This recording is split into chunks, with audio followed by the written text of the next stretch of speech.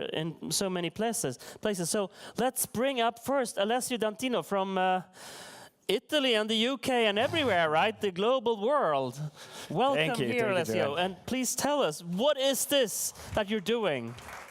Yes. Liquor, do you need that? Wow, yeah. I guess it will come in handy at some point, right? Thank you, Johan, first for inviting me. Hi, everyone. How are you guys doing? Good. Yeah, a little bit of a session after lunch. Try to pump it up a little bit with some energy. Today I'm going to be sharing with you a little bit about what we do at crowdfooding, but also hopefully, slide permitting, if I can get at the end of it, some interesting facts about what's happening in the agri-food tech sector at the global level. And why do I say that, which is a bit of a bold statement, really? It's not because I have a crystal ball, but because a few months ago, we actually built a product called the Global Foodtech Map that help us kind of make sense of this space a little bit from a data standpoint.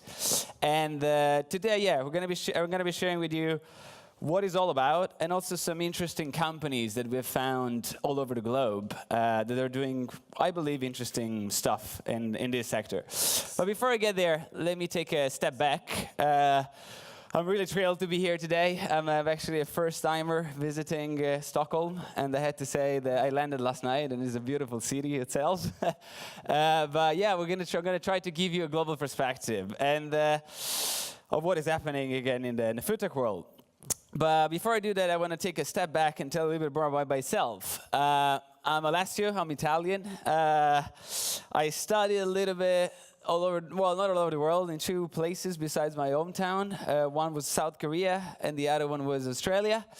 And that journey was filled with food, I have to say. A weird one in South Korea, more like normal one in Australia. But that led me to then, straight after school, to join a company called Diageo, which is a world-leading spirit company. And I did a couple of years there, working within their innovation department, until I got a little bit frustrated, I have to say.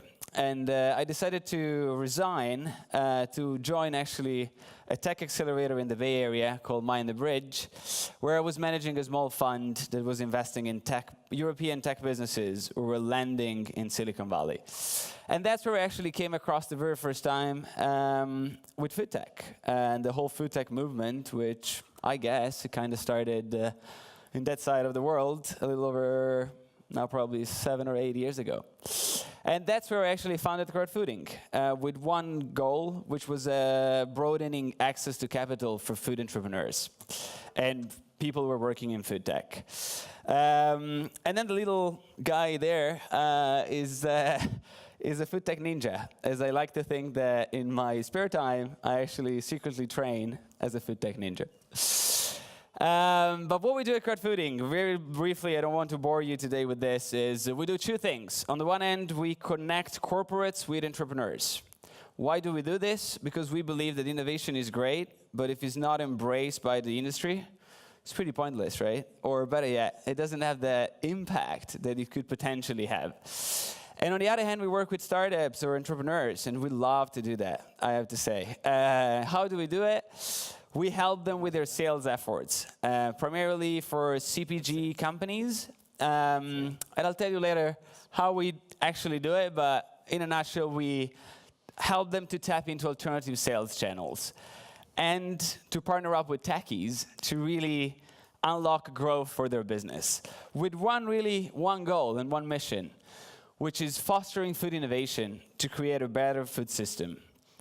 Again, how? By connecting the best of both worlds, startup agility with corporate infrastructure.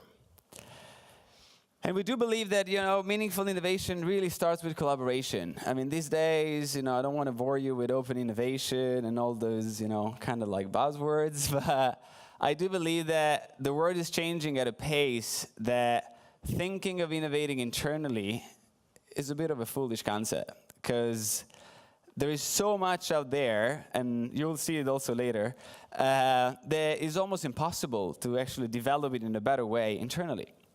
So that's why we came to the conclusion that by partnering up with entrepreneurs as corporates and vice versa, we could actually bring this innovation to scale. And how we're doing also is through actually a physical space. We're super excited about announcing this. It's actually happening at the end of this month. We're going to do the launch party in London, where we're going to be building London's first food and food tech innovation hub, where it's going to be just the ideal environment to connect scale-ups with corporates.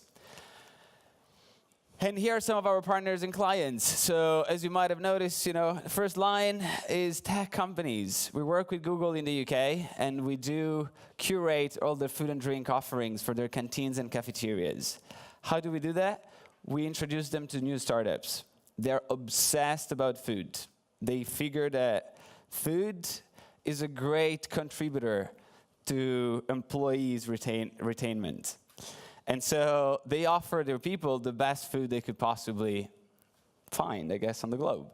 We help them to do that. And same with Airbnb, but more on the experience side of things. So we curate all their food and drink related experiences for London. But why do we do that? Because we believe that food entrepreneurs are great at delivering products. The challenges of most food entrepreneurs are in wrapping their head around how they can leverage tech to unlock their growth. And that's why we've partnered up with a few tech companies to help food entrepreneurs get into that mindset, which in the tech world is really like, is given. You cannot grow without using, growth hacking techniques and digital marketing and, all of that. Then the corporates, I already told you what we do. These are some of our clients, but most and foremost, our partners. And I'll tell you why I stress this.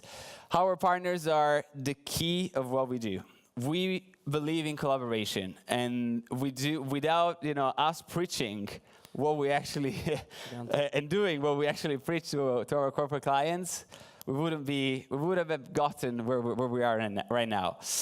But I'll tell you a few key facts about food tech. Just sharing some bottom line numbers about the industry itself at the global level. So according to a recent report released by Ag Funder, which is also a leading data player in this industry, 10 billion were invested in agri-food tech companies last year. We're talking about almost 1,000 deals, but most and foremost, I think the stats here that is crucial is that is a 30% increase year over year.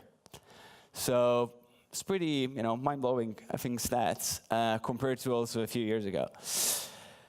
There are about this number, please, I have to, the disclaimer here is that the 3,000 plus companies in the world is basically a number that we came up with by integrating a number of different sources. You also find all of them down there. Such as AngelList, Mattermark, Crunchbase, so investing sort of platforms that showcase all the startups that are out there.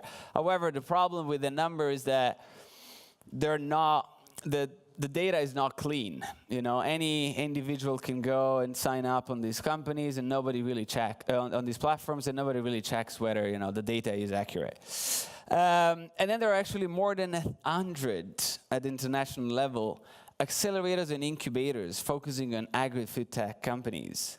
And also this number, I think, says it all. I mean, it's a huge industry, and a lot of actually private investors are trying to get behind it, along with the industry. But there is one also quote from a book that I've brought here today called Foodtech UK, which one of our partner, again, actually wrote. I didn't write it myself. That she says, food tech has to be far more important than most of other techs, such as fintech, PropTech, edtech, retail tech, and blah, blah, blah. Because the future of food is critical to the future of mankind. And I cannot stress this enough. When I read this sentence the very first time, I was like, this is probably why I do what I do, I guess. And this takes me to talk to you about the global food tech map. And actually, on the back, you see a screenshot that I've taken myself about our product. And I noticed actually earlier that you can't see it up there, but it's written that the map itself hit 37 views And that was actually at the very beginning. We're talking about last February, when we first launched it. So this is, the Global Foodtech Map is nothing but a mapping tool that helps intended users to discover the latest innovation coming out of the agri-food tech space. How did we did that? I'll tell you in a second, but I wanted to share that number with you because this is really how we started. We were trying to make sense of the space ourselves, as there was a lot of stuff out there, but we didn't have a consistent way of gathering all this data and really making sense of what was out there. There's a lot of noise, so we wanted to identify what were the technologies that were going to have an impact on the food system. And so how did we do it?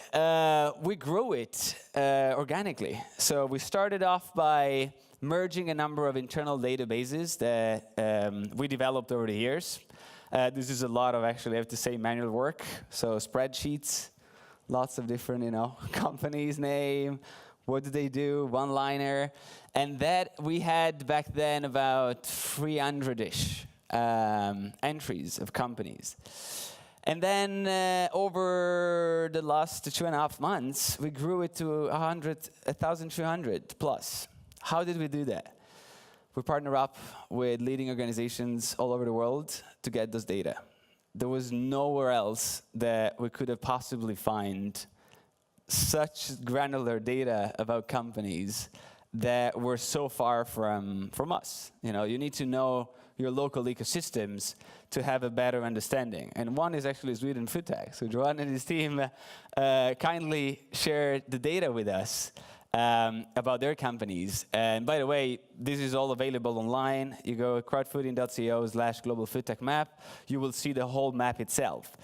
Each of those pins represents a company. When you click on each pin, you will get the information, the basic information about the company, including their website. But I'm really excited about telling you that after the summer, we will be releasing the second version of it, which has all those data that I mentioned, plus a number of interesting features that will actually enable any user to connect and engage with these companies. But that's for later. And now I want to share with you some of the companies that applied to be featured on our map. Really briefly, because for the sake of time, I just tried to get as many as I could. One is from the UK, Skipping Rock Labs. These guys have developed edible packaging for water, or any liquid for that matter, by using algae-based packaging. Then we've got Higher Stakes, and this is another company in the UK that is the very first, lab-grown meat company spinning out, technically, from Europe, or at least from the UK. And these guys, interestingly enough, are trying to actually replicate foie gras doing in labs, which is quite intriguing. The Underground Growers, these guys growing underground, former bomb shelter in London. They are now I think they produce 20,000 kilograms of greens every month or something. But also companies that nobody knows about, I think. These guys, based in Switzerland, they have developed a supplement for cows. When I first saw that, I was like, wow, that's interesting. Why cows need supplements? Because with their supplements, they can reduce their methane emissions by 30%, which is one of the biggest contributors, by the way, of the global carbon footprint. But also Swedish one, Why Waste? That was a recent discovery for us, thanks to Johan, that actually is trying to help retailers to spot products that are about to expire and manage them so that they don't get sold to consumers. But really briefly, to wrap things up, our take on food tech, as you might have seen, these are kind of like my 2 cents. I do believe that Europe is very well positioned to actually dominate this space. The problem is the ecosystem is not as mature as, for instance, the US or even Israel, to be honest. But I think, it says it all that the first lab-grown meat prototype was developed within University of Maastricht by Dr. Post.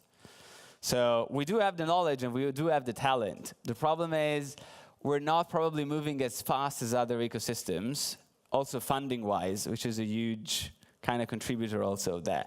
But most and foremost, I think we need to get the techies excited about working in food. And this is also, in a way, what we're trying to do. And my 2 cents, and this is the European one, is that we should join forces to really reposition Europe as a leading player in food tech. And how can we do it? Together, I think we can do it. Thank you. Thank you very much. A pleasure. So,